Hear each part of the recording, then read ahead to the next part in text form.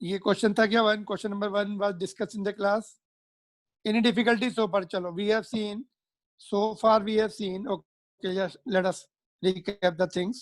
अभी तक हम लोगों ने फोर्स को डिसाइड किया था, फोर्स के बारे में उसकी यूनिट पढ़ी थी, बैलेंस्ड एंड अनबैलेंस्ड फोर्सेस देखे थे, फ्रिक्शन का थोड़ा सा आइडिया लिया था, गैलीलियोज एक्सपेरिमेंट है ना, देन न्यूटन्स फर्स्ट लॉ है ना, if there is law no, of inertia हो गया था सॉरी सर, फर्स्ट लॉ हो गया था. हाँ फर्स्ट लॉ हो गया था, तो उसको जस्ट रिवाइज करके आगे बढ़ते हैं. फर्स्ट लॉ में क्या बोलता है? सपोज हमने किसी बॉडी को अनबैलेंस फोर्स नहीं लगाया, तो if it is at rest it will remain at rest, if it is moving it will continue to move with the same velocity, है ना. Inertia to change, inertia to resist the change, है ना. Okay, then we have seen the activities of this first law, है ना, and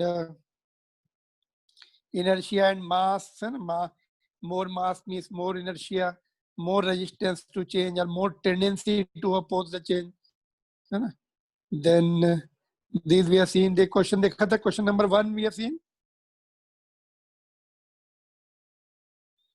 Object experiences net zero. Okay चलो यहां से start करना है ना. किसी ऑब्जेक्ट के ऊपर net zero external unbalance force है, मींस अदर वर्ड्स एक्सपीरियंसेस मतलब नो नेट फोर्स, है ना. Is it possible for the object to be travelling with the non zero velocity? बोलो, is it possible for the object to be travelling with non zero velocity? अगर net force zero है, F is equal to zero. Net force means उसका जो total force जो है, no unbalance force, है ना. तो क्या वो बॉडी चल सकती है? नॉन जीरो वेलोसिटी हो सकती है क्या उसकी? That is what is the meaning, है ना.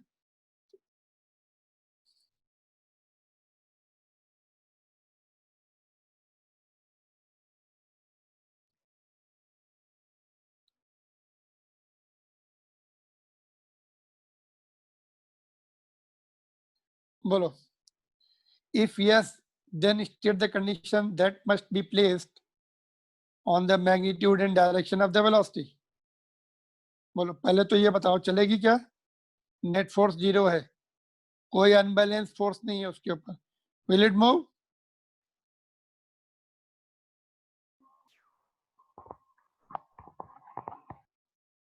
Who is the fifth student? कौन है? Sir Siddhant. Siddhant. Okay, good afternoon sir. Good afternoon. Aditya, you are joining, है ना. You okay, you are. चलो बताओ. Can anybody tell?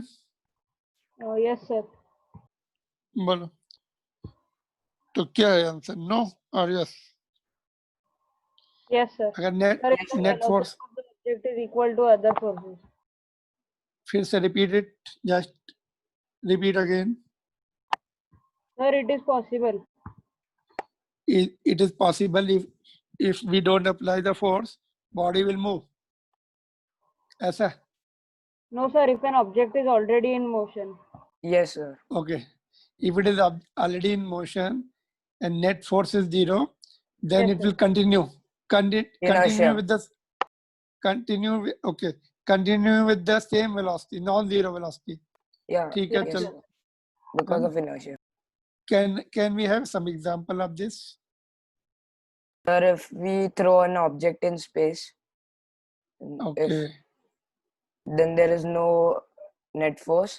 Net force is zero, Mhm. and on external forces are also zero. That is why the object will keep moving with the same velocity. Okay, ठीक है. If yes, state the conditions. अच्छा, conditions क्या बतानी है इसमें? State the conditions that must be placed on the magnitude and direction of the velocity. Sir, क्या direction will condition be the place कर same. सकते हैं? Direction will not change और magnitude? Magnitude.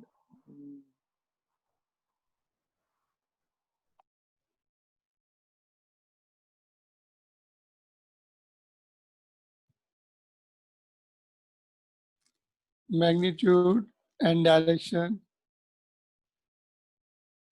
both cannot change.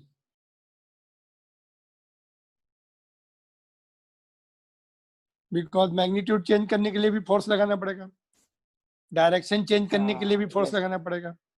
Got it? तो जैसे मैंने example दिया, rain drop जब ऊपर से गिरती है ना, इनिशियली उसकी स्पीड बढ़ती है, फिर उसके ऊपर एयर रेजिस्टेंस जो है वो उसके वेट को बैलेंस कर लेता है. Buoyant force, air resistance both put together will balance its weight. It will come down with constant velocity. जो एयर रेजिस्टेंस होता है इट इज वेलोसिटी डिपेंडेंट, वो बढ़ता जाता है. Drag. एक पर्टिकुलर हाँ ड्रैग जो होता है ना, at one point of time that and buoyant force of the air will put together will be equal to the weight which is downward. Net force 0 होता है तो raindrop will come down with the constant velocity called terminal velocity. ये लोग हम लोग 11th में पढ़ेंगे उसको. तो that is one of the examples of net force 0 and non-zero velocity.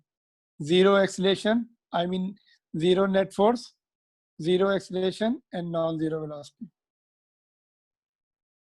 But अगर रेस्ट पर है तो फिर वो मूव नहीं कर सकती. नेट फोर्स जिस समय जीरो हुआ, if it is at rest it will be at rest, if it is moving it will continue to move with that velocity.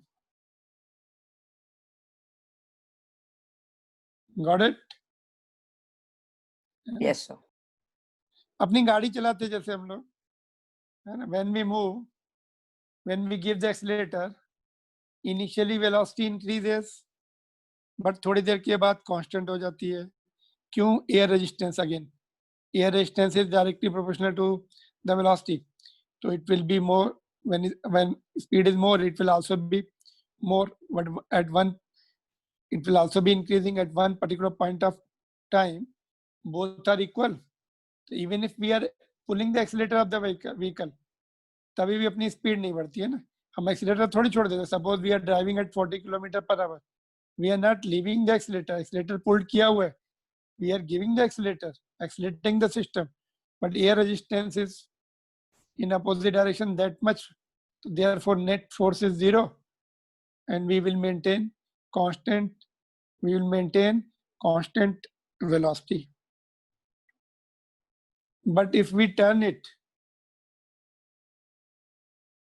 left or right on the road, then even if speed is constant but velocity is not constant, we have to apply the force. Who will apply the force? अगर हमें turn करना है तो कहाँ से लाएंगे force? Engine का तो एक्सीलरेटर हम चेंज ही नहीं कर रहे, कहाँ से लाएंगे फोर्स? बोलो, फोर्स कहाँ से आएगा? एक्सीलरेटर हम नहीं चेंज कर रहे. While turning we are holding the accelerator at that constant position. Net force is zero because air resistance and गाड़ी का जो पावर है दोनों एक दूसरे को बैलेंस कर रहे. But we are turning left or right, then who is bringing the acceleration? देखो, what will happen? Listen carefully. जब हमने टर्न किया, we have used our internal energy to turn the handle or steering of the car. ठीक है? But our internal energy is not directly responsible for the turning. It will turn the wheels. Wheel will push the ground while turning. Due to inertia, it will just thrusting it ground को, road को push करेगा. Ground will provide the required force and required acceleration for turning. Road होता है ना, road का जो friction है, that is responsible for the turning, which comes from our internal energy. हमारी इंटरनल एनर्जी से हमने हैंडल टर्न किया, स्टर्निंग टर्न किया. वो डायरेक्टली रिस्पॉन्सिबल नहीं है, but friction is the road का friction force.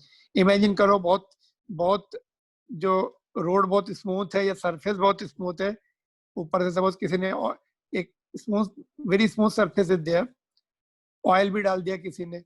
When we turn it, so it is we may fall down also, है ना, because required acceleration, required force is not provided by the surface. हमने तो turn कर दिया अपनी internal energy से steering को या हैंडल को, but road is not sufficiently rough in, so it is not able to provide the required force, so it will not turn, vehicle will skid on the ground, है ना. हम लोग कभी कभी गिर भी जाते हैं, साइकिल अगर हम चलाते ज्यादा टर्न कर दिया तो हमने तो टर्न कर दिया, बट रोड को भी उतना फ्रिक्शन देना है ना, तभी तो बैलेंस रहेगा. Balance force, yes sir. Balance रहेगा ना, बैलेंस के लिए उतना सफिशिएंट फ्रिक्शन होना चाहिए. अगर तुमने ज्यादा टर्न कर दिया, फ्रिक्शन कम है, तो बैलेंस बिगड़ेगा फिर. तो these are the crucial points for the this type of the answers. ठीक है, चलो फिर आगे बढ़े. Yes, sir. When the carpet is beaten with the stick, dust comes out of it. Explain why the Sir, dust we've comes done out. this. Because of The particles tend to stay in inertia, and that is inertia. why when the First, carpet is moved, yes, their yes. position.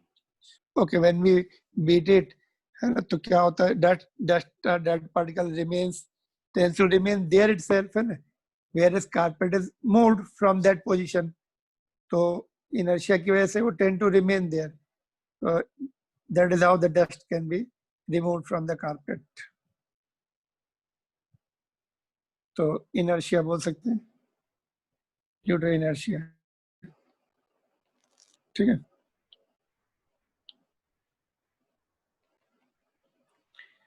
Okay,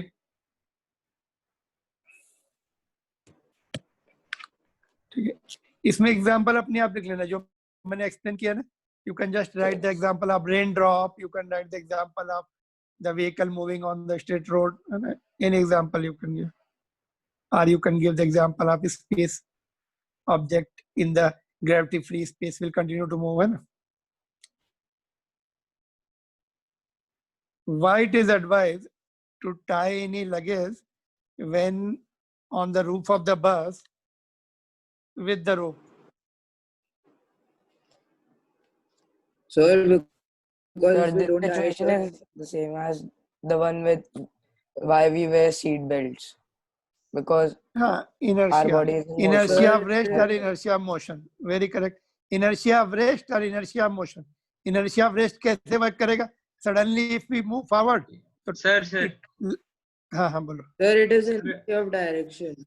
on the top हाँ of the तीनों. bus when Okay, we okay, put very our good. luggage All and the yes. bus moves. Sir, then also inertia of rest will apply. हाँ, inertia of direction also very good.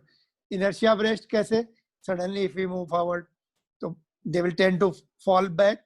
So inertia of motion means suddenly brakes are applied, they will tend to come forward. And sudden inertia of direction means when we turn it, so they will be thrown one side. So all the inertias are involved here in this case, है ना. Inertia of rest Yes. जैसे बस में रहते हैं ना हम लोग, जब बस आगे चलती है तो inertia of rest की वजह से पीछे गिरते हैं. Body tend to remain in the rest. जब brakes लगते हैं, inertia of motion, upper part of the body is having the tendency of motion, इसलिए we tend to fall forward direction. Turning में we are just thrown on the one side. तो सभी inertia, rest, motion, direction. जैसे rain में, while it is the rainy season nowadays, if you observe that when the wheel is rolling on the ground, the mud particles, they are thrown backward, and because of inertia of the direction, the mud particles, they stick to the wheel, and when they comes at the top, so because of the tangential direction, if they are detaching from the wheel, so they will move tangentially backward, and wherever they get detached, so they move in that direction. Inertia of direction. Inertia of direction. Sir, These are the various. even Yes. sir, even when we walk on sand, Even when we walk on Even- sand. yes, wet sand है ना, तो उस समय भी Yes. अपना footwear में stick होके वो वॉकिंग में भी होते हैं ना, वॉकिंग में बैक साइड में आते हैं ना. ठीक, वॉकिंग में किधर आते हैं? इनफैक्ट नहीं, while we move, उससे भी होता है ना. तो you can just give the example. You think and just you will have the, है ना. You can give me an example. Okay, चलो फिर आगे बढ़े. Yes, sir. Why it is advised to, अच्छा ये हो गया, ठीक है. तो inertia, just I am writing inertia, you can explain all the points. Due to inertia, luggage will tend to fall, therefore we have to tie. So you can just explain that points. अब batsman, इसका example इसको बताएंगे. Read the question fully and tell me which of the option is correct. Sir, Which of there the is a options? force on the ball opposing the motion. Yes, sir. Friction. C, एक minute. C, you are telling C. Just let me go Yes, through. sir. Yes, Yes, sir. sir. Yes, sir. एक minute में just मेरा sound system. Sir, D तो पूरा ही गलत है. Just a minute. Okay. Let me go through the question. Batsman hits the cricket ball, which then rolls on the level ground after C covering वाला a है. short distance. Okay.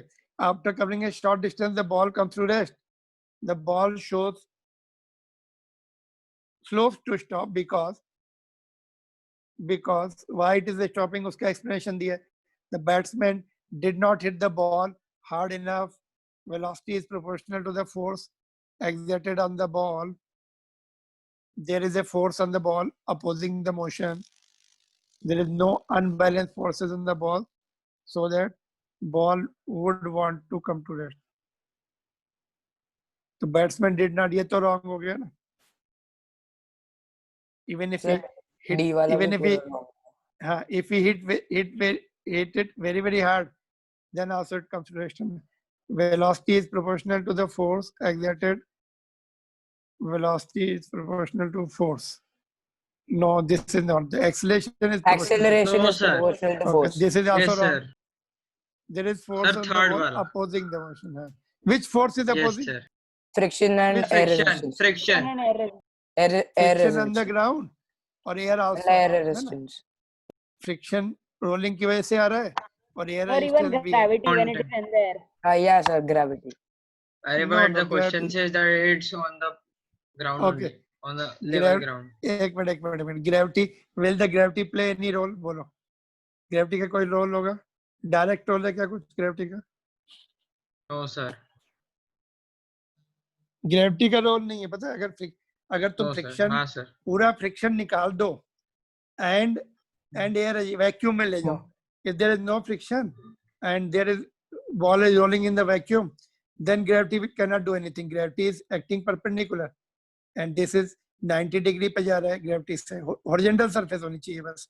तो gravity का role नहीं है. No role of gravity. Got it? Only two forces are responsible. One is the friction, which is called contact force. Friction को हम लोग contact force बोलते हैं. Yes, And sir. air resistance and contact force. Friction को भी contact force बोलते हैं. Contact force, you know how many contact forces are there? Okay, I'll tell you something about the forces. देखो, सुनो forces के बारे में. हम लोगों ने force पढ़ा था इधर. I will tell you some important forces. अपने जो है physics में, So universe में, हाँ, weight कौन सा force है? You will tell me. mass into In gravity. हाँ, listen now. In universe, in our that what is called physics, है ना? There are 4 types of forces are there. कितने types के हैं? 4 types. Do anybody know कौन से forces कौन से हैं ये? किसी को पता है 4 types में से? Tell me at least some of the types. So gravitational force, frictional force, Electrostatic. Gravitational. Electrostatics, friction, or 4 Muscular force. forces. muscular.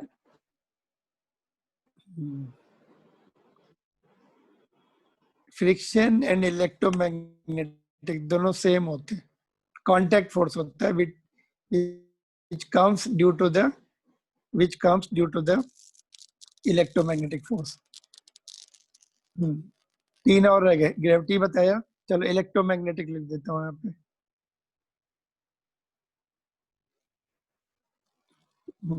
तो फ्रिक्शन का जो एग्जांपल है ना वो इलेक्ट्रोमैग्नेटिक में आता है, तो it is not different from this. कौन कौन से होते हैं इलेक्ट्रोमैग्नेटिक?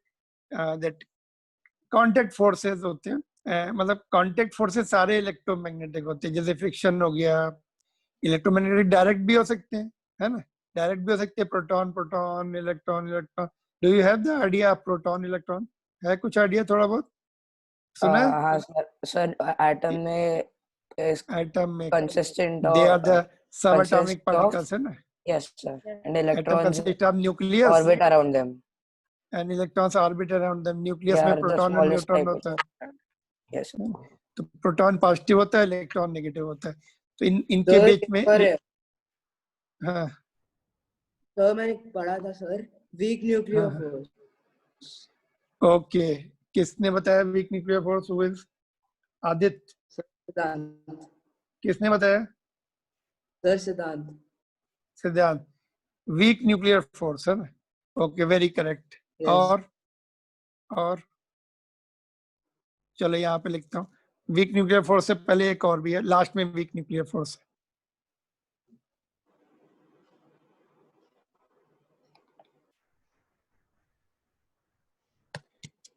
और बोलो, वीक न्यूक्लियर फोर्स है तो स्ट्रॉन्ग न्यूक्लियर फोर्स भी होगा फिर, है ना, तो उसको न्यूक्लियर फोर्स बोलते हैं। स्ट्रॉन्ग न्यूक्लियर फोर्स होता है उसको न्यूक्लियर फोर्स भी कॉल इट, न्यूक्लियर फोर्स। तो gravitational force, you know, gravitational force keeps us on the ground, है ना, and electromagnetic force also keeps us on the ground. अगर इलेक्ट्रोमैग्नेटिक फोर्स नहीं होगा ना, we cannot sit, I cannot hold the pen, we cannot sit on the chair, we will be floating, है ना। Floating मतलब अपना कांटेक्ट नहीं रहेगा, जस्ट हम लोग will fall down. Contact force की वजह से जो फ्रिक्शन वगैरह होता है उसकी वजह से हम लोग we are able to be, we are stable on the surface. Gravity हमें खींच रही है, that is okay, but because of the contact forces, which is electromagnetic forces, which is keeping us stable, otherwise I cannot hold the pen will fall down, friction नहीं होगा। friction electromagnetic force है। जब atoms बहुत close आ जाते हैं ना, they are coming just in contact and very close, जब दो surfaces touch करती हैं तो atoms comes very close, very close, उसके जो electron protons हैं they will start applying the force। जब कांटेक्ट ब्रेक हो जाता है ना, तब न्यूट्रल बॉडीज के बीच में इलेक्ट्रोमैग्नेटिक फोर्स खत्म हो जाता है, then they have to be charged bodies. देखो, just listen carefully, I am explaining you again, these are the points which are very important for understanding the physics, है ना, even if you don't need them, but you have to have the idea of that। देखो, जैसे हमने notebook को रख दिया table के ऊपर, दोनों न्यूट्रल होती, बोथ आर न्यूट्रल, उनमें उनमें अनबैलेंस चार्जेस नहीं है, अनबैलेंस चार्जेस नहीं है, तो अगर वो टच में नहीं है तो इलेक्ट्रोमैग्नेटिक फोर्स नहीं रहेगा। इलेक्ट्रोमैग्नेटिक फोर्स जो है, जैसे प्रोटॉन है, दूर पे भी है ना दोनों प्रोटॉन, तो they will apply the repulsive force. Proton electron होता है, इलेक्ट्रॉन पे नेगेटिव चार्ज होता है तो अट्रैक्टिव फोर्स लगाता है उसके ऊपर ना, तो they can apply the force from distance as gravity does. Gravity भी दूर से फोर्स लगा सकती है, it is not contact force. Contact में है तभी भी रहेगी ग्रेविटी, बट कॉन्टेक्ट में रहने से एक और फोर्स आएगा, इलेक्ट्रोमैग्नेटिक, न्यूट्रल बॉडीज के बीच में लगता है वो, which is not acting when the bodies are apart. Book को तुमने उठा लो ऊपर थोड़ा सा, you just lift it from the table, तो electromagnetic force will be zero, only gravitational force will be there. If you keep the book on to the table, two surfaces are coming in contact, then this force starts acting, electromagnetic force will be activated because of that molecules and atoms coming closer to each other, contact, उससे friction develop होता है, उससे normal reaction develop होती है, हम लोग बैठ पाते हैं सरफेस के ऊपर, चेयर के ऊपर बैठ पाते हैं, otherwise will not be stable there, just fall, है ना। तो ये होता है। और न्यूक्लियर फोर्स जो होता है, nuclear force you no inside the, it is with in the nucleus. चलो मैं तुम्हें डायग्राम से थोड़ा बताता हूँ। ओके यहाँ पे स्पेस यहाँ पे देखते जाओ, ये न्यूक्लियस है, बिगर न्यूक्लियस है मेकिंग, और electron is revolving around it.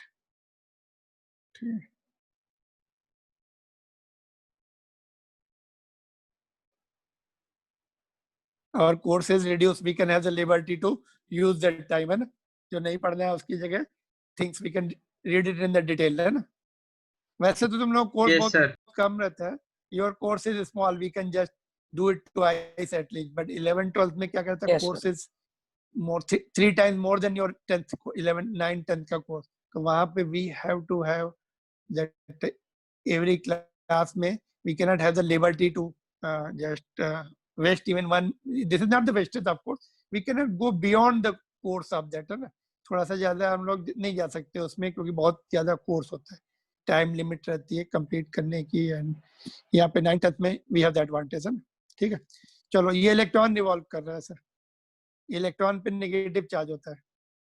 Electron proton के बारे में किसने किसने पढ़ा है ये बताओ, Sir, मैंने और उसमें तुम्हारे कोर्स में है क्या, केमिस्ट्री में, Sir, somewhere in chemistry? yes sir, atoms and molecules chapter है, उसमें periodic table दिया है, ओके, उसमें कौन से उन्होंने स्टैंडर्ड में, explain, which class, in sir, which 9th standard? 9th में, ओके ओके। स्ट्रक्चर ऑफ हाँ, sir. एटम में भी है। स्ट्रक्चर ऑफ of एटम में है, तो वो Yes. हो गया है कि होने का है, अभी हो नहीं गया है? सर, नहीं नहीं सर, वो बाद होने में का है। है। बाद में है, ठीक है, तो उसमें डिटेल में बताया जाएगा। तो ये तो कोई सर इलेक्ट्रॉन उसमें रिवॉल्व उसके करता है, ऑर्बिट्स सारे, हाँ सारे हम लोग, हाँ ऑर्बिट रहेंगे कभी काफी उसमें। तो ये इलेक्ट्रॉन्स है, जो अभी मैं थोड़ा सा इसको बड़ा बनाता हूँ। न्यूक्लियस हमने काफी बड़ी बनाई, but nucleus is very very small, you know, very very small. यहाँ पे बहुत बड़ी बनाते हैं हमने। ये जो फर्स्ट ऑर्बिट होता है ना, फर्स्ट ऑर्बिट पता है कितना बड़ा होता है? इमेजिन करो, you imagine, imagine one that football in the ground, ठीक है, और उसके ऊपर 10,000 फुटबॉल और रख दो, you keep 10,000 football more over the one football, that will be the, जो 10,000 वाली फुटबॉल होगी उससे भी बड़ा फर्स्ट ऑर्बिट होगा। वहां से that up to that radius, that will be the first radius of electron. Even more than that, electron will be revolving from that much large distance, that much free space is there inside the atom, you know। मतलब बिल्कुल ये nucleus कैसा हो जाएगा, बिल्कुल छोटा point जैसा, ऐसे ये न्यूक्लियस बिल्कुल छोटा सा हो जाएगा ऐसा। ये न्यूक्लियस दिख भी नहीं रहा है, और ये अभी ये ऑर्बिट को और बड़ा करना पड़ेगा, लाइक दिस। इतना स्पेस होता है, free space is there in all bodies. और न्यूक्लियर की डेंसिटी पता कितनी होती है? 10⁻17 kg पर मीटर क्यूब, सभी न्यूक्लियस की।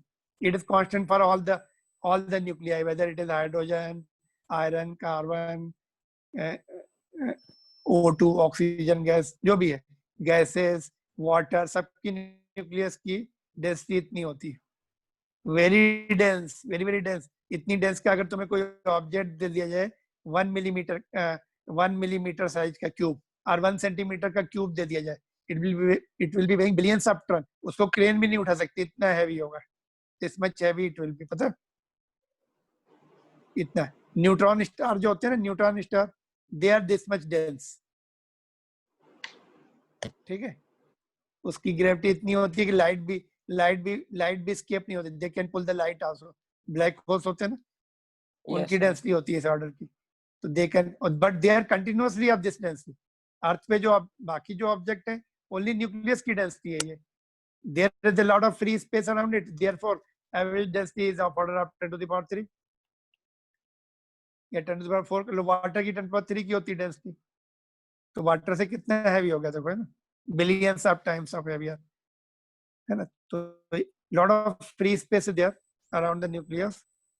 तो देखो जस्ट फिर से मैं बना रहा हूँ, न्यूक्लियस मिसिंग है ना, ये छोटी सी न्यूक्लियस, देखो इसको बड़ा करते हैं न्यूक्लियस को, ओके ठीक है, और बड़ा करते हैं, चलो इसको हटा देते हैं। Now I wanted to explain you, क्या एक्सप्लेन करने वाला था मैं?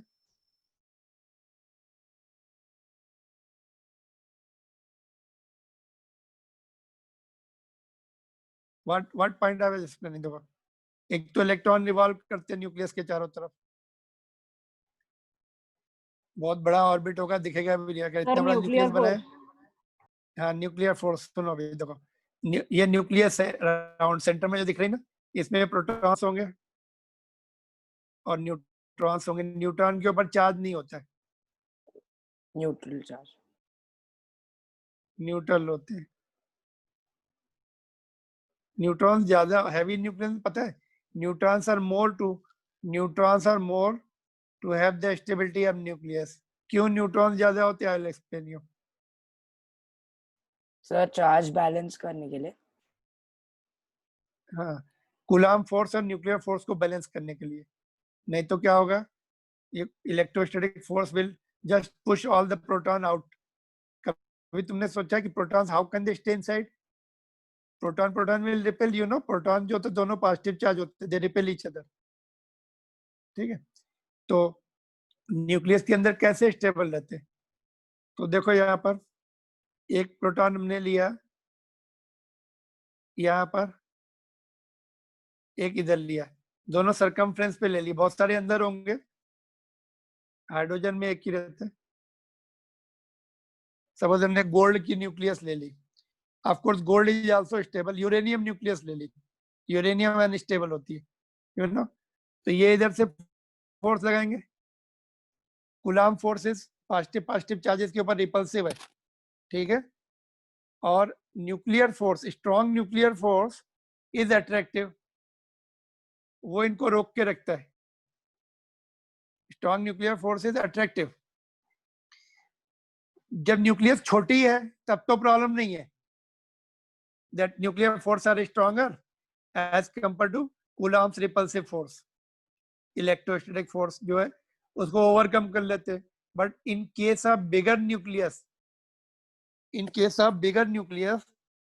कौन सी बिगर न्यूक्लियस है? लेड के बाद, after the lead, periodic table में after the lead there is no nucleus is stable. Why it is? Because nuclear force is short range force. ये जो मैंने अट्रैक्टिव फोर्स दिखाया ना, ये वाला, एक मिनट, ये जो एरो दिखाया ना अट्रैक्टिव फोर्स के, ये वीक हो जाती है बड़ी न्यूक्लियस में, बिकॉज डिस्टेंस बढ़ गई, this much distance, more than 1 fermi. Fermi, you know, anybody know fermi? Femtometre 10⁻⁻15 metre को फर्मी बोलते हैं। तो मोर देन 1 फर्मी होने से न्यूक्लियर फोर्सेस जो थर्ड कैटेगरी थी, दे बिकम वीक, और कूलाम फोर्स डोमिनेट करते हैं। फिर ये प्रोटॉन बाहर निकलने की कोशिश करते हैं, तो उससे रेडियो एक्टिविटी होती है। मतलब that uranium will is losing the particle till its nucleus achieve the will achieve the new size of the lead के जितने प्रोटॉन और न्यूट्रॉन ना हो जाए तब तक उसमें रेडियो एक्टिविटी होती रहती, कन्वर्ट होती रहती, लोअर न्यूक्लियस में कन्वर्ट होती रहती, इट लूजेस द पार्टिकल। तो बड़ी न्यूक्लियस में nuclear forces which are generally very strong, which are very strong than electrical forces, but if it is more than 1 Fermi distance, they become weak, they become drastically weak, उसका ऐसा exponentially decrease हो जाता है, ऐसा graph आता है। short range forces, but they are strong, they are nearly 100 times stronger than the nuclear that Coulomb forces, and distance is less than 1 Fermi. तो but short range forces, strong nuclear force, समझ में आ गया? तो nucleus क्या, neutron क्या करते हैं? They take part in the stability. देखो न्यूट्रॉन क्या करेंगे, ये प्रोटॉन के ऊपर अभी ये प्रोटॉन के इलेक्ट्रिकल फोर्स बड़ा लगा रहा है, न्यूट्रॉन्स का खींच के रखेंगे इसको एक्स्ट्रा, इधर अपनी तरफ जाने नहीं देते। तो देयरफॉर न्यूट्रॉन्स आर मोर। इसमें मैंने कितने दिखाए? प्रोटॉन्स 3 ओनली, और न्यूट्रॉन्स आर 5। बड़ी न्यूक्लियस बनाई ना, छोटी न्यूक्लियस में इक्वल होंगे, कार्बन में 6 होंगे दोनों, बिकॉज स्मॉल न्यूक्लियस। जैसे ही बड़ी होती जाती है, न्यूट्रॉन्स आर मोर, न्यूट्रॉन्स के बीच में इलेक्ट्रिकल फोर्स तो लगेगा नहीं, they will not have the electrical force because they are neutral, only nuclear attractive force रहेगा न्यूक्लियर। तो they are needed extra in the nucleus to hold the protons for the stability of the structure. For the stability of nucleus. Yes.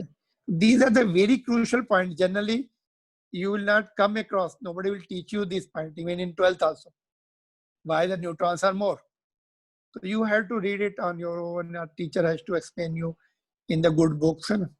ये सब points जो है NCERT book में भी नहीं मिलेंगे तुम्हें कि क्यों ऐसा. बट ओनली थिंग, हाँ, bigger nucleus are unstable because of the unbalanced forces. Coulomb force will dominate, and what is called in Coulomb force will dominate when distances are more. Nuclear forces will be weak, therefore they will start losing the particle, fall stability. But neutrons are more and all, how they are balancing each other. These are the points generally we have to just think about that. है ना. चलो, तो चारों forces समझ में आ गए. अच्छा, week nuclear force नहीं बताया मैंने तुम्हें. I didn't tell you weak nuclear force. जब इसमें रेडियो एक्टिविटी में और पार्टिकल निकलते हैं, बीटा पार्टिकल भी निकलते हैं. न्यूट्रॉन जो है ना, न्यूट्रॉन कन्वर्ट होता है प्रोटॉन. जब number of neutrons are more than the required, कुछ 1.6 का रेशियो से ज्यादा नहीं हो सकते, उसमें फिर से अनस्टेबिलिटी आती है. तो न्यूट्रॉन्स इन एनी आइसोटोप